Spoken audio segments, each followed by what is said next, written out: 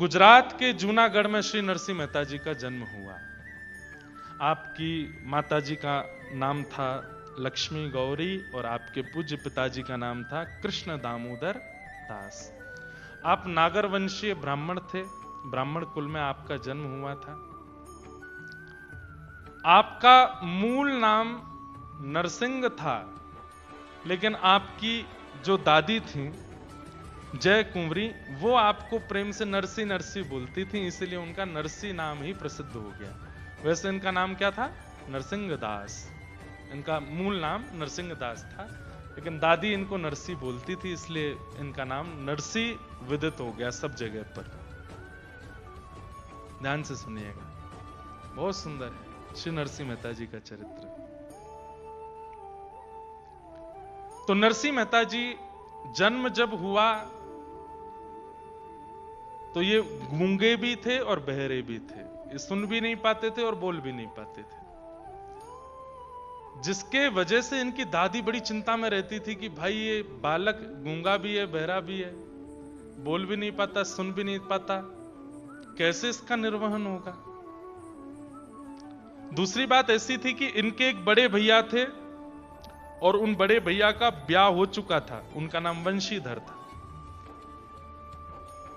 तो ये छोटे संतान थे अपने माता पिता के। धीरे धीरे आप बड़े होने लगे। दादी इनको बहुत हृदय से लगा के रखती थी और दादी रोज आती थी देख करके, इतने प्यारे नरसिंह मेहता लेकिन बोल नहीं सकते, गूंगे। धीरे धीरे नरसिंह मेहता जब बड़े हुए, 5 वर्ष की अवस्था हुई, तो माता पिता दोनों एक साथ चले गए, दोनों की एक साथ मृत्यु हो गई। अब घर में कौन रह गए? बड़े भैया, भाभी और दादी, बस ये 3 लोग और नरसिंह मेहता। अब स्थिति ऐसी हो गई कि माता पिता के जाने के बाद में बूढ़ी दादी, तो घर में राज चलता था भाभी मां का, उनको ये बिल्कुल पसंद नहीं थे। बंधु एक बात सुनिएगा, इसे कहते हैं खिलौना होना, ठाकुर जी का खिलौना। ठाकुर जी कई बार ऐसा करते हैं कि आपकी परीक्षा की स्थिति इतनी ज्यादा बढ़ा देते हैं। इन बातों को सुनकर डरिएगा नहीं, हाँ, कहीं आप लोग सोचो कि भाई ये तो छोड़ ही देते हैं भक्ति पर, ठाकुर जी ऐसा करने वाले तो नहीं।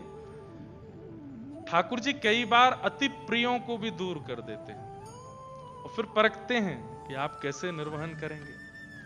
भक्तिमती मीराबाई के प्रसंग में भी ऐसा ही सुनने को आता है कि उनकी ससुराल में उनके सपोर्टर केवल 2 थे, एक उनके ससुर जी और एक उनके पति, जिनसे उनका ब्याह हुआ था। और ब्याह के कुछ दिन के अंतराल में ही दोनों चले गए, कोई नहीं बचा, फिर सब विपरीत हो गए। लोग बाग यहां पर गौमांस खाते हैं, लोग जाने क्या क्या खाते हैं, बता भी नहीं सकते, ऐसी ऐसी सामग्रियां खाते हैं। दादी मां गोदी में लिए बस, नरसी कुछ बोल, नरसी कुछ बोल, लेकिन नरसी बेचारे गूंगे, कुछ नहीं बोल पाते। एक दिन माता जी ले गईं और शंकर जी के ऊपर जल चढ़ा करके शंकर भगवान के परिक्रमा देने लगी। हे विधाता कृपा करो, मेरे प्राण चले जाएंगे, इस बालक को बोलना सिखा दो। कैसे भी बस ये बोलने लगे। परिक्रमा करते करते करते उस दिन पता नहीं कैसा एक चमत्कार हुआ। एक जटाजूट है, भस्म रमाए हैं पूरे अंग पर, मानो जैसे शिव ही प्रकट हो गए हों, ऐसा एक संत आए। क्या बात है मैया, बड़ी परिक्रमा दे रही हो शंकर जी की? महाराज मेरा ये बालक बोलता नहीं, आप कृपा कर दो ना, ये बोलने लग जाए। नरसिंह मेहता जी की ओर देखा, मंद मुस्कान, बिल्कुल मासूमियत है चेहरे पर, बोलना नहीं आता।